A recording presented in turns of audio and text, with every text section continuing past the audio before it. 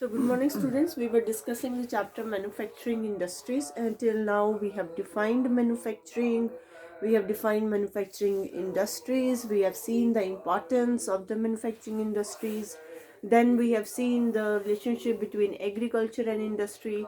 And now let's see what are the contributions of the industries to the economy. So if we see the contributions are very less if we compare it with other Asian countries like China is there, Japan is there. So there the more contribution is there of the industries to the secondary sector. But in our case, this rate, the stagnation is there in this rate, the stability is there in this rate, and this much increase is not there, and this much contribution is also not there of the secondary sector to the Indian economy.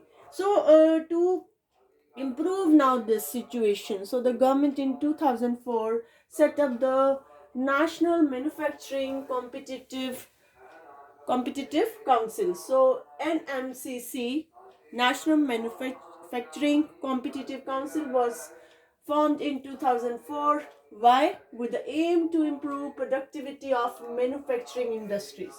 So why it was set up? To improve the productivity of manufacturing industries so that it can achieve the higher growth rate in the coming years. So this keeping in mind this aim, this council was set up in 2004. So now next we have to see the industrial location, that before locating an industry, which factors we have to keep in mind. So all the general factor the entrepreneur keeps in mind, like the availability of the raw materials. So this is must. Like if we see most of the textile industries, they are located near to the Mumbai and Ahmedabad because of the availability of the raw material in abundant. So abundant in abundance, or abundant raw material is available in these areas because the cotton growing fields are nearby and favorable climatic conditions are there. Black soil is found in abundant in this Deccan Trap area, so that's why the raw material readily available. So the industry should be located near to the source of raw material. Then obviously the power, regular power supply should be there for the operation of the machinery. Then water resources, very important, like in the case of your jute processing, lot of water is required. Okay, and here power, like in the case of aluminium smelting, so blast furnaces need to be operated, so lot of power is required. So in the case of jute processing, that's why most of the this jute mills are located in the West Bengal near to the Hooghly basin, because the abundant availability of water is there, apart from other factors also. Then climate, obviously it also affects climate also, like most of the spinning industry is located again in this Maharashtra and Gujarat belt only. Then labor, obviously both skilled and unskilled labor is required, and surplus labor should be available. Okay, and that too uh, at the cheap wages. Then transport, a well laid down network of transports is required. Port facilities and the roadways or the waterways transports also is required, because ultimately after the production is ready, it should reach to the market quickly with the fastest means of transports available. Capital, obviously the entrepreneur will work if capital is available, that too at less rate of interest. Market should be nearby, market should be nearby to capture. So and liberal government policies, like in our country, the regional imbalance is there, the regional disparities are there. Some states are really well off, and some states are really backward states. So there the government should provide some kind of initiative for the industry, for the entrepreneurs, so that they feel motivated and they should set up their industry there. Like the relaxation can be given for the, like the tax holidays can be given for the initial 5 periods to the entrepreneurs, and they will feel motivated to set up their industries in the backward area. So all these the factors which influence the location of any industry. So in general, so raw material, if we see power, water, labor, transport, capital, all this should be available to the entrepreneur at the least cost. And if we see the government policies, it should be flexible and liberal government policy should be there in order to attract the industry to the specific area. Now, so when the industries got located, industrialization happened, people move from the rural area to the urban area because opportunities are created in the urban area. So industrialization leads to urbanization also. So people, they come, they set up in the cities, so more and more cities they expand. So there's no doubt industrialization and urbanization go hand in hand, because cities, they provide markets and they provide services also, like insurance services, transport, banking, many consultancy services are there, legal services are there. So all these are provided by the cities.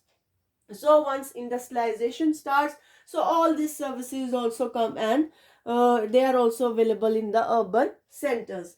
And workers, those who move, because of the opportunities are created in the cities, so they move, they require houses also, and they require other facilities also, like suppose if any construction starts, any apartments are being constructed, so there the labor will move, and now that labor will require during the day so many things, so many requirements are there. So some tea stalls will come up, then they require food also, so some cheap eateries will be setting up there. So after that, now the apartments are ready, so the people will move in, the residents will come, so the demand for other services will also increase. Grocery stores will come up, confectionaries, chemist shops, and so many other journal items, daily needs items, so many things are there. Then fast foods and so many other things, medical centers, schools, so gyms, beauty parlors, so many things will also start setting up in the vicinity. So this is how the industrialization starts, any project starts, and urbanization also, uh, it also goes hand in hand. Next is the next topic, which we have to discuss, is agglomeration economies.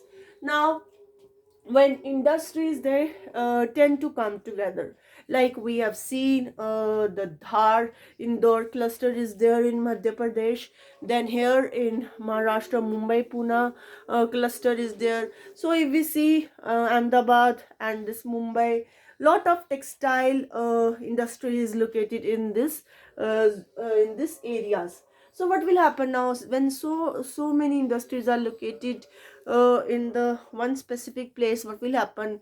So obviously, it will this industrialists, they will make a group, and they will act as a pressure group also. It will influence the government policies also. So in this area, other facilities will also be available, transport facilities, banking facilities, insurance, other consultancy services. So because industry is located, so other benefits will also be available there. So when many industries tend to come together to make use of advantages which are offered by the urban centers. So when people and firm, they come together and they locate nearby, so they receive many benefits from the vicinity, from the urban center, and that came to be known as agglomeration economies. Now, after this, the next is industry market linkages. That how industry and market, they are linked together. So obviously, all the production is being done in the industries, and that production is done for the market only. So in that way, the industry and market, they are linked together. So whatever inputs are there, the production process in any industry, it starts with the inputs only, like raw material is there, and the factors of production is there, infrastructure is there, so all it comes in the inputs only. So now these inputs need to be transported to the factory premises, wherever factory is there, where the production has to be carried out. There, with the help of transport facilities, these inputs should be available. So in the factory premises now, manufacturing will be done, the processing will be done of the raw material into the finished goods, and output, that is a finished product, is ready for transporting to the market, where ultimate sale will be there and distribution will be there of the production, and where the consumption will start now. So now money is involved in this process. Once the production will reach to the markets, so obviously entrepreneur will get the money.